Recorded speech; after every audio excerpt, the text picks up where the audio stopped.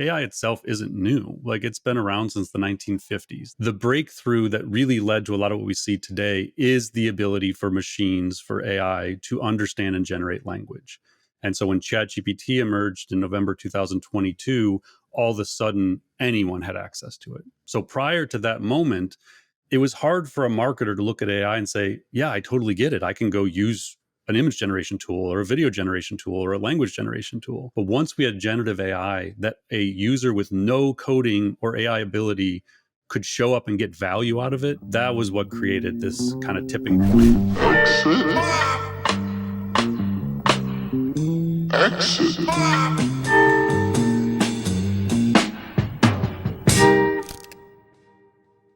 Paul's here. I'm excited to do this. I've wanted to have Paul on the show for a while. I don't know why I didn't reach out earlier. Maybe I did, and there's an email and spam somewhere. Who knows? But Paul, it's good to have you here. For people that aren't familiar with you and your background, how do you talk about who you are and what you do? Yeah, so I mean, my current life is CEO and founder of Marketing AI Institute, which I started in 2016. At the time I was running PR 2020. You and I crossed paths at different times in our careers when you were at HubSpot and Drift, when I was running PR 2020, which was HubSpot's first partner back in 07. But I sold that business in 2021. And today we're really focused on trying to accelerate AI literacy in all aspects, not just business, but society, governments everywhere. And so that's the vast majority of my time goes to AI education. Can you talk about, we'll get into the AI stuff, but just your past life and building and running PR 2020. Talk about that business. Yeah, so that started, I was 27. I started that. I'd been 5 years at an agency. I graduated out of journalism school in 2000, started PR 2020 in 2005. And, as you can appreciate, like, the world was changing a lot, like, the technology wise was starting to really transform around 2005. I think that's the year YouTube was created. Google's like 6-7 years old at the time. Social media is emerging. Twitter's about to come on the scene 2 years prior to the iPhone emergence. So we're in that really origin phase of mobile and social and content marketing, and podcasting starting to become a thing, blogging. And so it was a really fascinating time to be building a business. And it was right around the time HubSpot was created. I think they started in summer 06. We became their first partner in fall 07. And we just sort of like rode that wave. And that's what PR 2020 became, was largely like a HubSpot partner. It was a fascinating time to build a business and build a service company. It was hard. Like, service businesses are really hard. Being an entrepreneur is hard, as you know, like trying to build something and create a following and a community and eventually a membership model, which is what we did with the Marketing Institute. But yeah, I mean, it was great. I was just, by 2021, I was so ready to focus solely on AI that I just had to get out of the service business. It's cool because your story, like the story of growing PR 2020, just, you seem to have this in your DNA. And I don't know you personally, but you were early on the inbound content movement as a marketing channel. You build an agency. Then later you're early on AI. Where does that, can you just talk about what type of advantage? I try to push people on this podcast, especially marketers. I've noticed that a common thread between the top performers that I've been lucky to like work around as peers, or, my bosses or whoever, they all have this thing that you have, which is they're early on something. And I want to push more people. And we had talked a lot about AI like last year, and like, hey, this is an opportunity to go build, plant your flag in this. Where does that come from? And how do you push people to do that, to go take a channel or something and go be early on something? Just, you can create such a huge advantage in a world where there's so much noise. Yeah, you can. It takes fortitude, though. Like, it takes resiliency, because it looks like you're wrong for a long time. So, when I bet on AI, I started researching it in 2011. I wrote about it in my second book in 2014. Just like 700 out of 50,000 words was about AI, but it was just like a premise of what I thought was going to happen. Did some public speaking in 2015, started the Institute in 2016, lost money every month for 7 years building it. Like, it, from the outside, it was just like, yeah, that's cool. He's working on that AI stuff. Don't really get it. Don't understand it. But as an entrepreneur, you're so, like, you believe so deeply in the vision but it's the will to see that vision through until it makes sense to everyone else that really creates an entrepreneur. And that was like, that concept actually came from a book I read early in my career called Will and Vision. And they talked about, what does it take to basically be a category leader? What does it take to build a great company? And the premise was like, a lot of people have a vision for something. They connect dots, they see a market opportunity, but to be willing to be the one to risk everything financially, career wise, to like stick to that idea long enough until ChatGPT shows up and like everyone else was like, oh yeah, AI. That's the hard part. And, for the first time I did it with HubSpot, we definitely saw that early, became the origin of that whole partner program that they built. And that one happened a little faster. Like, I think by 2009, 2 years in, everyone's like, oh yeah, HubSpot's going to be huge. And, so, but it's still like, I mean, it wasn't like we just did that and all of a sudden the business was this runaway success. You're still grinding to make payroll each month and figure out where to borrow the next $100,000 from. So I think it's really just, entrepreneurship is about having a vision, but it's also about the resiliency to see that vision through. When did you get into this idea of building a membership model? Selfishly, I kind of want to geek out on this a little bit. Yeah, We'll have plenty of time to talk about AI and for trends and sure. everything, but I'm really interested in you have two almost polar opposite businesses. You have an agency service type of business. Now you're running a content membership business. Take me into I'm not super familiar with the offerings and Yeah. how you generate revenue, and is there a team? So I'd love to learn some of that from you. Yeah, so I'll say up front, like, having run a service company for 16 years, I loved it. This is a 10 times better model. Like, it's a far more scalable model to sell knowledge products and, to sell education. So the way I kind of got into it is, so when I wrote my first book in 2011, The Marketing Agency Blueprint, that book sold, I think it's probably sold close to 18 to 20,000 copies, which in the business world is a pretty good success. I don't know how much people know about publishing, but the average business book sells like 500 copies. So to sell 15 to 20,000, it's not like New York Times bestseller, but that's a pretty decent book. All told, as an author, I don't know what my royalties on that was, but let's say somewhere between 10 and 15% of all sales.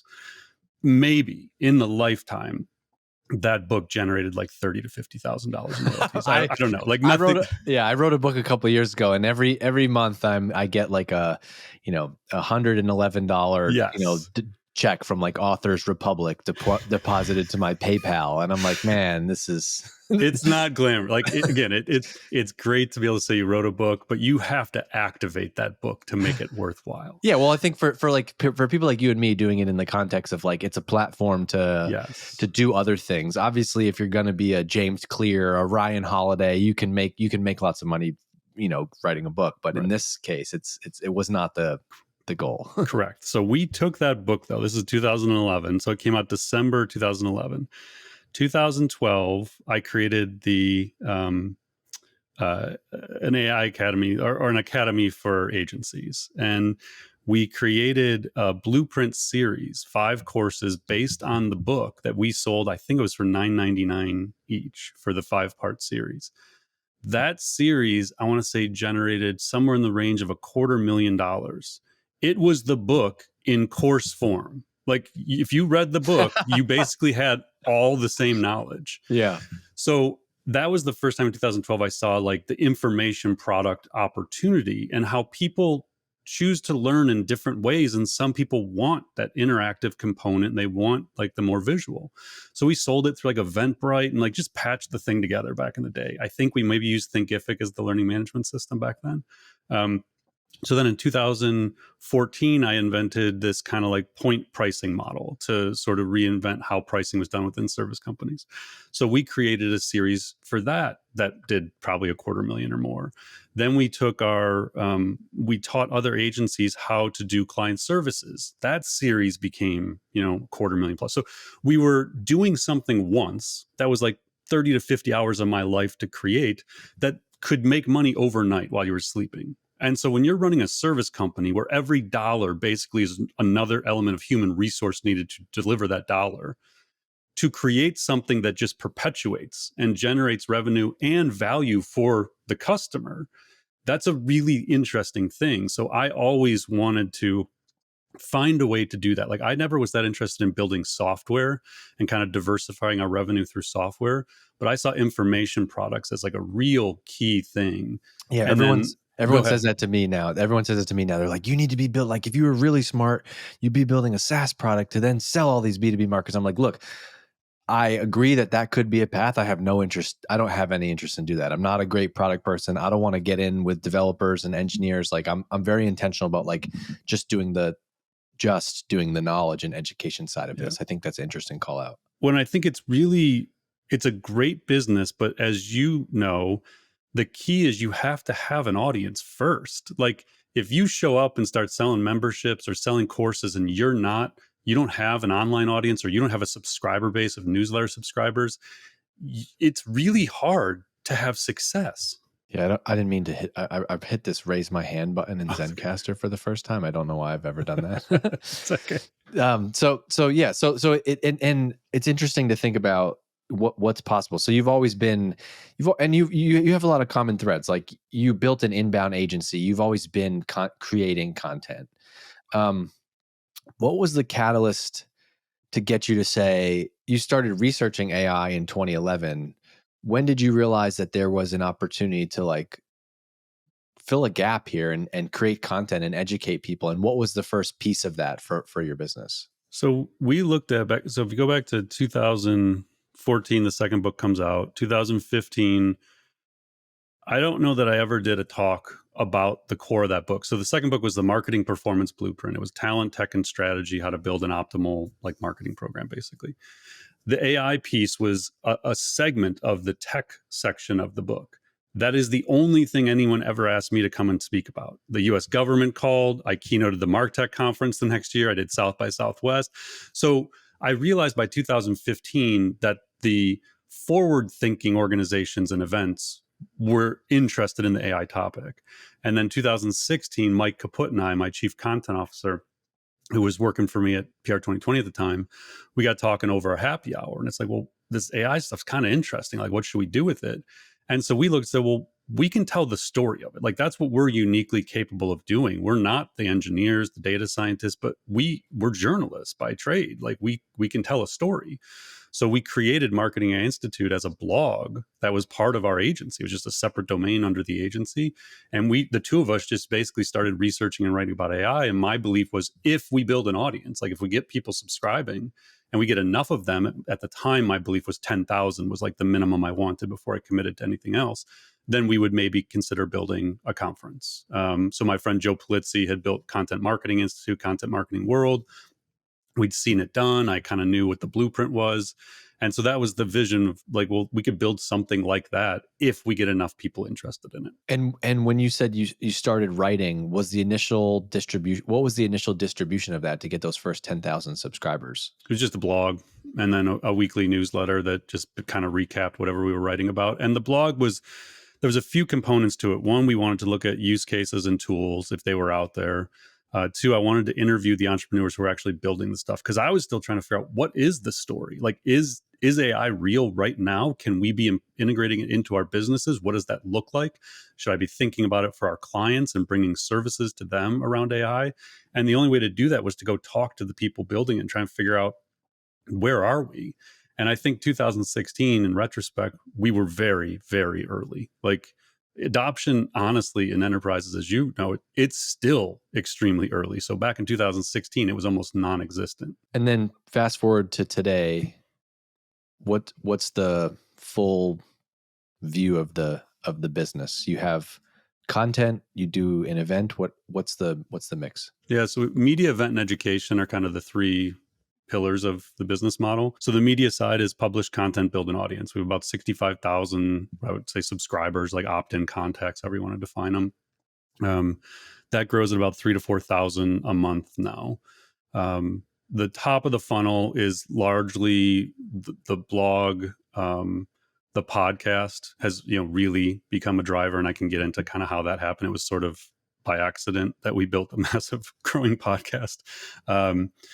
And then we have an intro to AI class that I teach every 3 weeks. I started doing this in November of 2021. That it's free on Zoom. We've had almost 17,000 people register for that class. We've done it 33 times since November 2021. And that was, again, this resiliency thing. What I told the team is like, we have to think about this like you're building a rock band. Like, we're going to show up and there's going to be 10 people in the room. And I'm going to keep showing up every 3 weeks. And I'm going to do this class until there's 300 and then there's 3,000. Like, and over time it hit, but ChatGPT just literally changed everything. We went from Yeah. 300 on average to 900 on average in the months following ChatGPT. Well, I mean, yes, to you timing matters, right? Talk to Yeah, any entrepreneur, and it always seems like there's like somebody toiling away for 7 years, and then boom, that your moment happens, and you're ready. Like you had to be ready to capture it, right? yeah, You had already been building, and so when the Chat GPT wave came out, last 2 years or whatever it's been, you were ready. You were ready to capture it. But there's also something there. I love that from a speaking and content creation and learning standpoint. If I bet that you have this talk that you give, you've probably edited and updated that 50 times because you give it to 10 people, you kind of feel the response. Okay, that slide needs to go here, we got to tweak that thing. Like you just must you get that flywheel going. And so just taking that mentality of like, I don't care if 10 people are here or 10,000, like while we grow this audience, I'm also trying to nail this pitch. Was that yeah, not a part of the learning process here? 100%. Yeah, and I thought, so many of the things we do because it just feels like the right direction. So, the podcast again is a great example of this. What had happened was in October 2022, I felt our content strategy was getting kind of stale. We were doing a lot of republishing. HubSpot had come out with their study about, refreshing old content and how it can drive a lot of traffic. And so we were running that playbook. And so a lot of what we were doing on the blog was updating old stuff. And I wasn't feeling it. And so I went to Mike, our chief content officer, and I said, listen, let's do the podcast, because we had started it 2 years earlier and I just wasn't fulfilling it. I was doing like 5 episodes a year. So let's go to a weekly format. And instead of you and I sharing links with each other on Zoom all week, let's curate those. And each week we'll pick 3 main topics. You interview me about those 3 main topics. And then we'll have 5 to 10 rapid fire items of interesting things. I didn't even honestly know what the KPIs of a podcast were. I was literally just trying to drive a different content strategy for our company. And I thought, we'll take each episode. Each of the 3 main topics becomes its own blog post, and then a fourth blog post that summarizes the whole thing. We'll embed the YouTube video. We'll start getting content on YouTube, and it'll force us to synthesize what's happening in AI every week. And I'll put some stuff on LinkedIn as a relation to it. That was it. It was purely the podcast became the driver of the blog. And then ChatGPT hit like 45 days later. And all of a sudden, the podcast became the platform. Like everything started running off of that. And that was, again, it was like this happy accident almost. But I mean, it's truly a pure B2B marketing story. Like Yeah, everything we're it's doing is just a amazing. B2B play. Well, it's awesome. I mean, clearly you know what you're doing from you have experience with content and inbound to even have those ideas in the first place. But it also speaks to like if you went in, and I think people make this mistake with podcasting, and um, if you went in, you're like, here's the KPI, we want to hit 10,000 downloads by this month. Like you would have approached it differently, and it wouldn't have happened this way. You kind of had the right ingredients, which is this story, a clear methodology that you wanted to teach, and you were looking for a new platform to distribute that story. Yeah. And I mean, honestly, like I know it's had a big impact on our community. Like we hear from people all the time about the podcast and how it's like the thing they have to listen to every week.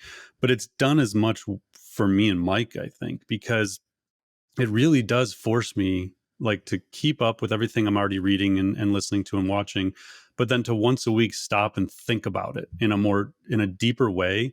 And oftentimes some of the most important ideas I have for the future comes serendipitously as Mike and I are having that conversation live each week. And it's like, oh my gosh, you know what, Mike, I hadn't thought of this yet, but I think what this means is this. Yeah. And that may actually lead to like the next course I build or the next workshop we do, all because we're taking the time to actually have a conversation about it. That's awesome. And you just get you have the feedback loop from so many channels. People are messaging you, they're going to reach out. You do a podcast about a topic and you're like, whoa, that was our most listened to podcast ever. There's clearly an appetite for that. That's what our next course should be about, or that's what the next session should be about. So you do this weekly podcast. Are you two like sharing notes throughout the week? Do you have an agenda? Are you kind of creating a doc of like, hey, here are the topics that we're going to cover this week? Yeah, so we record it every Monday morning, and as soon as it's done, I start the sandbox for the next week. So like in Zoom, we'll have a podcast channel, and it just says like episode 80. And then as I'm going throughout the week, reading things, looking on Twitter, whatever, I just grab links and drop them in there. And then on Sunday nights, Mike goes in, he curates those links, he selects what he thinks are the three main topics, and then the rapid fires. And then there's stuff that doesn't make the cut that just goes in the newsletter. He sends it to me. I look at the brief, say, yeah, that looks good. Or no, let's move this to a main topic, whatever. Maybe takes me like 3 to 5 minutes. And then he goes in and he builds the brief, and he basically uses different AI tools. He'll take the article, summarize it, grab, Q&A, like things to ask, that kind of stuff. And so he'll build a brief out. And then usually about 30 minutes before we record, I'll go in and look at the brief, and I'll add any notes that I have. So he generally scripts his part of it. My part is completely unscripted. What is the marketing AI guy? Where is he? Where are you researching? That's what I want to know. That's what the listeners want to know. What sources do you look at to build your? What do you find worth paying attention to? So I would say mine is a collection of podcasts I listen to, but I would say probably 90 to 95% of what I read and synthesize throughout the week comes from a highly curated list of alerts on Twitter. So I have a AI list that's public. You could go look at it. It's probably got about 480 or so AI people. It's entrepreneurs, researchers, VCs, journalists, like anybody around AI that I've followed throughout the years. But then I actually get alerts from a select group of those people. And I want to say there's no easy way to figure this out on Twitter. I can't go tell you the list of people I get alerts from, which is a crazy thing that's not a feature in there. But I want to say there's probably 70 to 80 people and brands that I get notifications from the second they tweet. And so when you do that, and like for me, a lot of it is the top AI researchers, like, Sam Altman, Demis Hassabis, Mustafa Solomon, like Dario Amade, like the leaders of the big AI research labs, Jan LeCun. If you follow those people and then who they retweet, you can pretty quickly build a knowledge base of like everyone who kind of matters in AI. And then you have to connect the dots between everything they're doing and saying. And that's kind of how I stay up on it. You've talked about you've used this phrase, what matters in AI. Let's talk about what matters in AI for marketers today, specifically the marketers that listen to this podcast, which are a majority of them are B2B marketers. Why does AI matter? Because now it's accessible to everybody. So I think like one of the things that gets lost in AI conversations is that AI itself isn't new. Like it's been around since the 1950s, this idea that we could give intelligence to machines or to software. But it went through like a lot of growing pains over the 70 plus years. But what happened is in 2011, there was a breakthrough in computer vision that gave machines the ability to like recognize objects. Fei Li, who's at Stanford, her team kind of created this ImageNet competition, and then a couple of people who eventually went to work for Google, Jeff Hinton and Ilya Sutskever, who's actually at OpenAI now.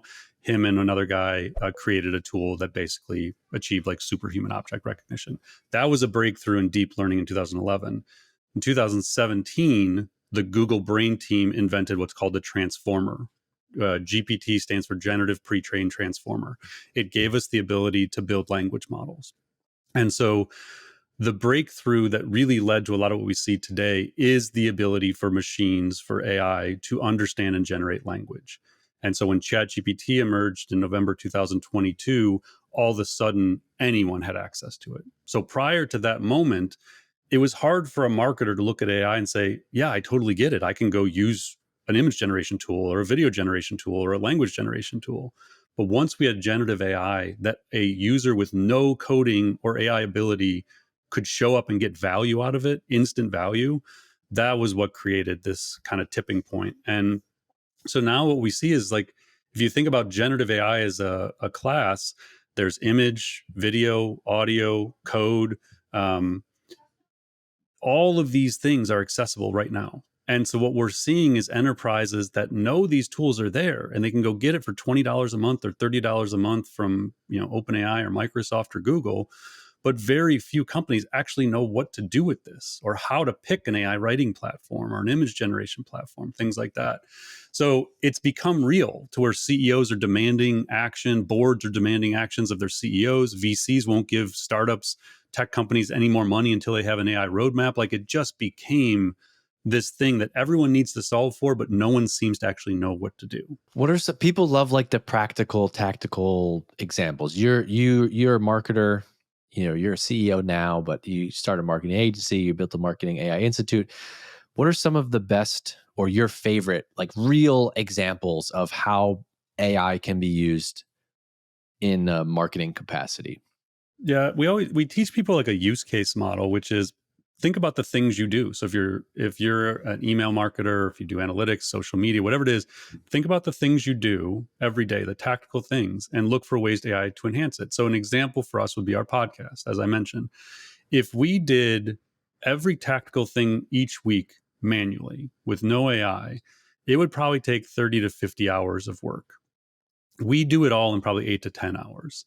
And there's things we just wouldn't have previously done. So we use AI for, like I said, when Mike's building his script, he's using it. We do it for the transcription of the audio. We do it for summarization of that transcription. We then write 4 blog posts based on those summaries. We use AI to write the social media posts. We use AI to cut up the shorts for YouTube and TikTok. Like, it's infused into every aspect of the podcast. Probably 10 to 15 tasks of the weekly regimen for the podcast is done by AI or with heavy AI assistance. Descript is probably the primary tool we use within that, but there's a whole stack of tools that are integrated into it. So that's an example for us, which is something we do all the time that we now use AI and infuse it into the workflow. And like, man, I'm just listening to you now and I'm like, there's so much that I'm not doing with AI, even in our business. Like what should we what should we be doing? Is it like just the creating, because I get the value, I get it, right? We could feed the podcast recordings and get a transcript, but like what do I then do with that? How do I turn that into something useful versus just like another marketing, thing that we did? Yeah, so for me, again, it's all about like amplification and activation of a single asset. So, if you think about any business, so I'm the CEO. Obviously, my time is generally limited in my ability to contribute to like writing blog posts. Like, I don't have 3 to 5 hours to sit down and write blog posts every week. Um, but for 1 week, 1 hour each week, we have me dedicated to talk about what is happening in AI. All those points of view, all those perspectives that otherwise I probably wouldn't even tell my own team, it comes out in that 1 hour. So the question becomes, how do we maximize the value of that 1 hour and amplify it across as many channels as we can? Because it creates value for the audience, but it also builds the presence and profile of the brand. And so that's how we think about AI. It's like, okay, how do we take that 1 hour of transcript and turn it into as many pieces of content? Because we realize that it's not like when you and I were coming up. Like, it's not 7 years ago where everything just goes on the blog and we just want to drive everyone to the blog. Consumer behavior is changing, the way people consume information is changing, and we have to evolve with that. We have to be on YouTube. We had to build a better presence there. We need to be on TikTok, even though I don't personally care to use the platform. We need to be there. So we looked and said, oh, okay, well, how do we get all this content there?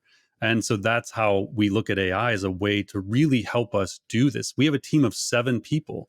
And that includes me and our chief operating officer, who don't really get involved much outside of me doing the podcast in the content side. And really, the content team is basically 1.5 people at this point. So how do we, though, scale? And if you look from the outside, I think it could appear as though we have a 10+ person content team. And that's not it at all. Like, we probably spend less than 50 hours a month creating content, but it looks like way more than that. I used to charge clients $10,000 a month to create less content that we're creating. Yeah, you should get back in that business. Just don't tell them that you know all the secrets now. We were charging, I mean, we would do 4 blog post a month packages for clients. And I want to say it was like 1,000 to 1,500 per post or something like that. Just for 4 blog posts. Like, and how do you get good? How do you get good? Like, I think there's a difference between, me going to Chat GPT and being like, I'm interviewing this guy, Paul, who runs the Marketing AI Institute. Help me come up with 5 questions I should ask him. I think that's become very standard. I mean, we haven't reached peak AI adoption, but like my father, who is 65, he emails me literally last week. He's like, Dave, check this out. I'm interviewing a new guy for a new role, and I asked ChatGPT to write the interview questions. I'm like, man, we've reached peak, like, tech. I don't even know what it's called. Yeah. And I do think that a lot of people, I do think I've even find myself doing that. Like, I'm not getting the most out of AI. You know, what are the steps there? Everyone says, oh, you just got to learn how to become a prompt engineer. I don't know what that means though. The weird thing about these models is they're not like normal software. Like, in the software world we all came up in, it did what you told it to do. And it didn't really make mistakes unless there was a bug in the software. You told it these 5 things and it executed them. These things don't work that way. Like, they'll make stuff up, they'll hallucinate, they'll like kind of go off the rails a little bit. So they're not like traditional software. And so, as weird as it is, the simplest way to think about using these tools is to treat it like a really smart intern, like talk to it like a really smart intern. And so there's like little tricks. Like, if you tell it who it is, it generally does better. Like, if you say, I'll give you an example. I use this as like an entrepreneur. I don't always want to have to call my attorney or my accountant when I have a question. So let's say I'm building like an equity program for our employees. I'll go in and say, you are an attorney that specializes in assisting, entrepreneurs who run LLCs with building employee incentive programs. I want you to consider these 5 options and build pros and cons for them. And it'll actually, like, somehow or another, even the people building this don't know exactly how it works. By telling it who it is and what exactly you want it to do, it kind of confines its outputs. It like zeroes in its expertise on that topic. So I've done this like a friend who's a dentist. I like, you own a dental practice. Your profits are down because your costs are skyrocketing and insurance controls your pricing. How can you maximize profit using AI? And it'll do it. It'll build these things. And so it's really just developing this way to talk to it as though you were giving an assignment to a human, and you're very clear in what you want it to do. So that's just kind of like one trick to do it. I Other love than that, that. it is That's really really following good. best practices and like guidance. Like Ethan Malik, I follow him. He's a Wharton business school professor. He shares a ton of like really practical takeaways on how to do this stuff. And so So I kind of follow those people. so I'm just thinking of like 2 projects that I'm currently working on that I normally would just think and brainstorm and research and write, which is number 1 is I want to add a new tier to our Exit 5 community. Like, there's a strong pull towards people who want to be future CMOs, and we're thinking about like carving off something for that and doing that. Could I use a tool like ChatGPT and write some smart prompts to like help me figure out the packaging and what should be in that? For sure. Yeah. And what I would do there is I would give it like, you're an entrepreneur, you run a fast growing media company. My audience is this. Again, it's like writing a strategy brief as a marketing leader, basically. This is what I want you to do. I want you to like compare the pros and cons, take it step by step. It often works better if you tell it to like take its time and think through step by step. The other thing you can do is tell me, what questions do you need to ask to get to the final product? Like, what questions should I be asking of you? And so often it helps to think of it as not a single prompt and a single output, but an ongoing conversation where there's questions back and forth. The other thing I will do with a use case like that is I will have ChatGPT open, the paid edition, because you want GPT-4. I was I just will going to ask you that. So sorry to cut you off, no but no like, go. is there going to be a difference in the quality of, like, I need to go and I need to use the paid version to get the better answers? Yes, Okay. 100%. Anything that deals with more advanced reasoning and like chain of thought thinking and like strategy, I would always use GPT-4. It's by far still the best model we have in humanity right now. That may change within a month or two, but at the moment, that is the most powerful. And considering how powerful that is, kind of a joke, $20 a month. It's the greatest Right. value in software history. And can I get images? Like, Yeah. can I get better DALL-E 3 is images? built into it. Cool. Yeah. So what All I right. would do though is I would have Anthropic Claude 2. I would have GPT-4 through ChatGPT. You can play around with Google Bard. It'll get better in the coming months. Inflection Pi. Like I would test it on a couple of them or a few of them, give it the same prompt and evaluate the output. Generally speaking, my experience is GPT-4 is almost always the best output. Claude from Anthropic is pretty good and it's getting better. Google Bard will get better once they fix the underlying language model. Oh man, this is great. This is something I can't wait till my Exit 5 team listens to this. When you build courses, I found it's really good at building like abstracts for courses and like online courses, and even for our conferences. We have our Marketing AI conference. We also have 3 virtual summits. I use it to assist me in building the agendas, coming up with questions to ask, or what would be good outputs for this topic, things like that. Cool. Man, this is so good. I'm 3 months from now, I'm having you back on. We need more time.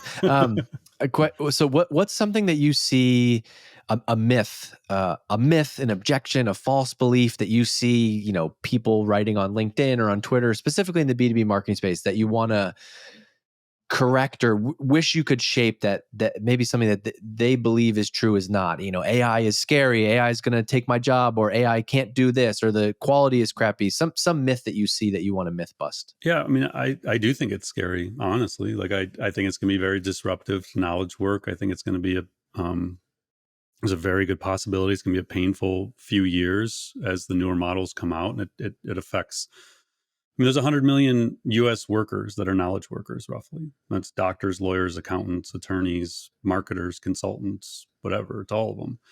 And I think it's going to be disruptive, not replace roles. Like, it's not going to just say, okay, we just don't need this marketer anymore. It can't do 100% of their work. But the challenge becomes, do we need as many of them? So if you're an accounting firm and you only have so many, tax returns you can do each year, and you can do them 30% more efficiently, you just need fewer people doing those results, basically. So that's, I think, the challenge we're going to face, and that's unknown where that goes. But I think we need to be preparing for disruption. The thing that usually I think about as a myth is that it's overhyped. and my feeling there is it's completely underhyped still. Like it, because if you think about the adoption in these enterprises, it's so early. Like, I still have yet to talk to an enterprise, and I've talked to some of the biggest companies in the world that have a change management plan in place for if this stuff works the way it's supposed to work. If you go get ChatGPT Teams for your company, or ChatGPT Enterprise, you get Microsoft 365 Copilot, and it actually does what it's supposed to be able to do. We're talking about a complete restructuring of how organizations work, their staffing, their tech stacks, everything. Nobody is ready for that. And all the stock prices, by the way, there's almost zero enterprise adoption when you look at Google and Nvidia and Amazon and Microsoft, and people think they're like overvalued in some cases. I just like to think, but we haven't even hit the adoption curve yet for what they're doing. I don't want to talk about the scary stuff with you, because that's not what this podcast is about, and there's not enough time for that. It's a whole nother topic. As a marketer, like, man, I'm even fired up just from the way you're telling me to rethink prompts. And obviously I haven't gone through any of your courses and training, and there's a huge opportunity for me to do that. I just haven't been in the right. If I was like going super hard on like marketer Dave use case, I'm learning, man, there's a lot of inefficiencies with my business that I should be thinking about this stuff for. But is this a trend? Like, you've seen inbound, you've seen mobile, social, local, whatever all that stuff was. This seems to be the thing that if you're in marketing, you need to, I don't want to say like bet your career on, but this seems to be the thing you got to bring along with you that's going to turn you into a superpower. Am I wrong about that? No, I think, like, I wrote a few years back that, we were pretty early, obviously, with HubSpot, and that I thought this was 10 to 100 times the opportunity that inbound was back then. I haven't changed on that. So I'll tell you, the quick. Whoa, 10, this is 10 to 100 times. Easily. Yeah. I mean, it's not even, I'm probably as far undervalued. as impact on marketing. Everything, marketing, business, the economy, all of it. Because it's going to be the underlying thing that's infused into everything. So if you think about, like, I'll often say that I think at least 80% of what knowledge workers do will be AI assisted to some degree in the next 1 to 2 years. Now, the reason I'm fairly confident in that assumption is because if you look at HubSpot and Salesforce and Microsoft and Google and Adobe and Oracle, like, every major tech company that we use to do our jobs thinks AI is everything moving forward. They're betting everything on it. So every piece of software you use, they're infusing AI into it. You're not going to be able to do your job without AI. It's kind of like your personal life, like when you use Netflix or Spotify or Amazon or a Tesla or Google Maps or like any of these things you use in your life, none of them are possible without AI. So you're using AI every time you use these tools. Every time you go into your social media feed and it curates the news feed for you, it's all AI. That's what's going to happen in marketing, sales, service, operations, all aspects of business. The software is just going to get smarter because these companies have to build the money, have to build it into it. If you're a startup or if you got a seed round or a series A, you're not getting the next round of funding without an AI roadmap for your products. So that's why I think like it's going to be everywhere. No, this is awesome. I'm taking I have so many notes about this, and I was just trying to write the headline, and then I'm going to run it against ChatGPT after. So, real quick before I let you go, want to do a quick plug for you're doing this AI for B2B Marketers Summit in June, which I think is worth talking about before we wrap up. Yeah, that's a new one. So we have our AI for Writers Summit we did last year. We had 4,200 people register at the inaugural event. It was kind of crazy. It was a virtual event. We do our Marketing AI conference in person in Cleveland. We had 700 last year. We're thinking between 1,500 and 2,000 this year. We have an AI for Agencies Summit that's a virtual summit in the fall. And the AI for B2B Marketers is the new one we're doing this year in June. Awesome. I think it's a great resource, and everything over there, Marketing AI Institute. You can go to marketingaiinstitute.com. We'll have that in the show notes. I'll have the link to this in the show notes, and you can go to LinkedIn and connect and follow Paul over there. Paul, thank you so much. You've obviously been deep in this space for a while, and it shows. I'm excited to continue to follow you, continue to learn more, and I think take this as the opportunity to, hey, how can I get more efficient in my business? And I hope everybody that's listening will find some new creative use cases for AI in their business, or at least just take it a little bit more seriously moving forward. Thanks for joining us, Paul. I appreciate it, Dave. This is awesome. All right, man. Thank you. Exit.